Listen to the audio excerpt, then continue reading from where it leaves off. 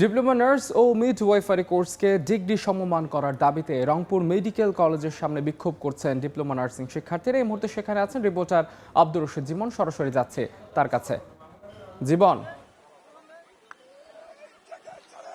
এক দফা দাবিতে টানা 26 দিন ধরে আন্দোলন করে আসছে diploma in nursing science and midwifery এবং ডিপ্লোমা ইন মিডওয়াইফারি কোর্সে যারা শিক্ষার্থী রয়েছেন, অর্থাৎ ডিপ্লোমা নার্সিং কোর্সে যারা শিক্ষার্থী রয়েছেন তারা কিন্তু টানা 26 দিন ধরে এই আন্দোলন করে আসছেন এবং তাদের যে দাবি, সেই দাবি হচ্ছে নার্সিং কোর্স শেষে তাদেরকে আসলে এইচএসসি সমমানের সার্টিফিকেট দেওয়া হয়। সেই সার্টিফিকেটকে তারা আসলে ডিগ্রি সমমানের সার্টিফিকেট চাচ্ছেন এবং তারা যেটি বলছেন যে এইচএসসি পাস করার পরেই আসলে তাদেরকে নার্সিং এ ভর্তি হতে হয় এবং সেখানে কিন্তু 3 বছর মেয়াদী একটি নার্সিং কোর্স করবার পরেই আসলে তারা 6 মাসের একটি ইন্টার্নি করেন। তারপরে কিন্তু নার্সিং এর যে লাইসেন্স আছে সেই লাইসেন্স পরীক্ষা দিয়ে তাদের আসলে পূর্ণাঙ্গ নার্স হওয়া হয়। তারা বলছেন যে এই দীর্ঘ যাত্রা 3.5-4 বছরের পড়াশোনা শেষেও তাদেরকে আসলে এইচএসসি সমমানের সার্টিফিকেট দেওয়া হয়, সেটিরই আসলে তারা বিরোধিতা করছেন এবং তারা বলছেন তাদের যে পড়াশোনার যে দাবিটি সেটি হচ্ছে তাদেরকে যে নার্সিং ইনস্টিটিউটের যে পড়াশোনা শেষে তারা যেন আসলে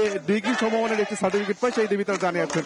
এবং আজকেই কিন্তু আমরা দেখে আসছি যে রংপুর মেডিকেল কলেজ হাসপাতালের সিনিয়র স্টাফ নার্সের যে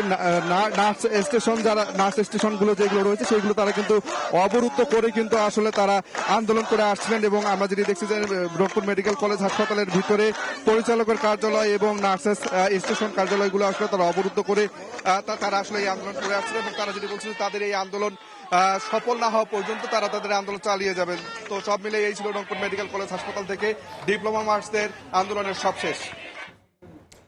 ডিপ্লোমা নার্স ও মিডওয়াইফারি কোর্সকে ডিগ্রি সমমান করার দাবিতে রংপুর মেডিকেল কলেজে বিক্ষোভ করছেন শিক্ষার্থীরা। সে খবর জানতে সরাসরি যুক্ত ছিলাম সেখানে।